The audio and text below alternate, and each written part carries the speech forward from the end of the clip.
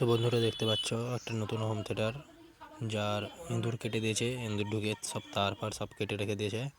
তো ট্রান্সফরমার তার পুরো কেটে দিয়েছে, বোর্ডের মধ্যে সব সার্কিট সব তার ফার কেটে দিয়েছে।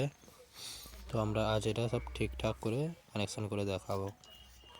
তো প্রথমে ট্রান্সফরমার কানেকশনটা আমরা করে দিই। দেখতেই পাচ্ছ তোমরা সব তার ফার কেটে দিয়েছে,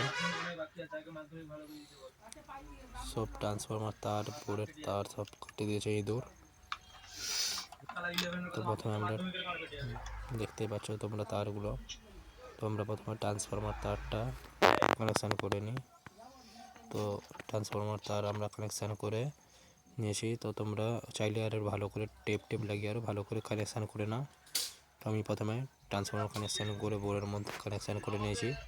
তো তোমরা দেখতেই পাচ্ছ ট্রান্সফরমারতেও টেপ লাগিয়ে দিয়েছি ভালো করে। এবার যে তার সব কানেকশান করে দিয়েছি যাতে কোনো অসুবিধা না হয়। তো এখন সুইচের তারটাও কানেকশান করে দেবো নতুন জ্যাক লাগিয়ে।